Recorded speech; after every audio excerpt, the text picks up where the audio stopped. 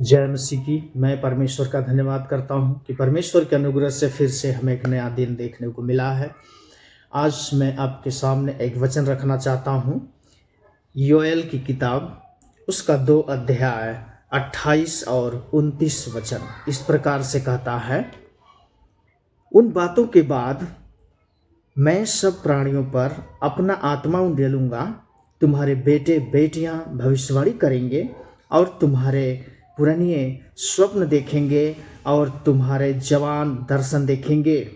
तुम्हारे दास और दासियों पर भी मैं उन दिनों में अपना आत्मा उंडेलूंगा। परमेश्वर का धन्यवाद हो, कितनी सुंदर बात कह रहा है। यह हमारे लिए नए साल का एक प्रॉमिस कर रहा है। यह वचन परमेश्वर का हमारे लिए एक वादा है दोस्तों, 2025 के लिए। वो कह रहा है कि इन बातों के बाद मैं सब प्राणियों पर अपनी आत्मा उंडेलेगा। जब उसकी आत्मा आएगी दोस्तों, जब उसकी आत्मा सब मनुष्यों पर आ जाएगी, उस समय लिखा है तुम्हारे बेटे बेटियां भविष्यवाणी करेंगे, भविष्यवाणी करेंगे बेटे बेटियां। और लिखा है और तुम्हारे पुरनिये स्वप्न देखेंगे, दर्शन देखेंगे, जो परमेश्वर उन्हें दिखाने वाला है। ये परमेश्वर को वायदा रहा दोस्तों। और लिखा है और तुम्हारे जवान दर्शन देखेंगे। जो जवान होंगे वो दर्शन देखेंगे, परमेश्वर उन्हें दर्शन दिखाएगा। और लिखा है और तुम्हारे दास और दासियों पर भी मैं अपना आत्मा उंडेलूंगा। Praise the Lord, hallelujah.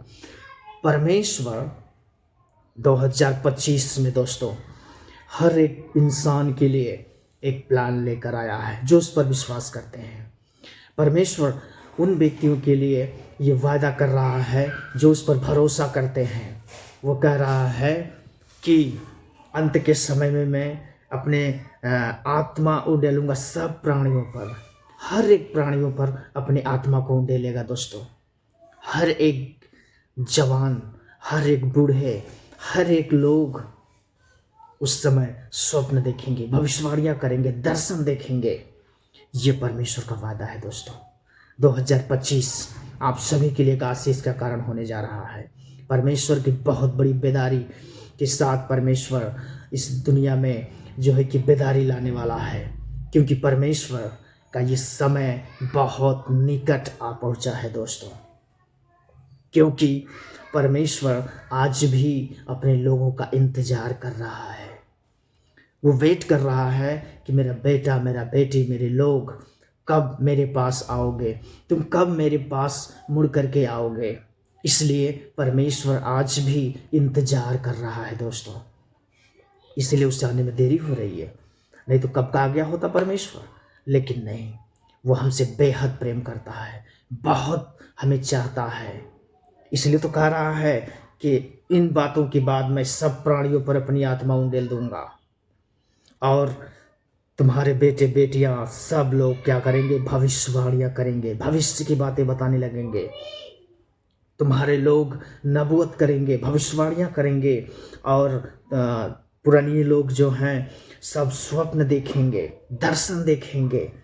और जवान लोग दर्शन देखेंगे। दास दासियों पर भी परमेश्वर उंडेल देगा। जो बंधुआई में है, जो गुलामी में है, जो पाप की गुलामी में है, जो शैतान के चंगुल में फंसे हुए हैं, उन पर भी परमेश्वर अपनी आत्मा उंडेलेगा। लिखा है इन दास दासियों का मतलब यही हो रहा है दोस्तों कि जो लोग अपनी समस्या में होकर फंस गए हैं, जो दुख में फंसे हुए हैं, जो किसी बात में लेके उलझे हुए हैं, उन पर भी परमेश्वर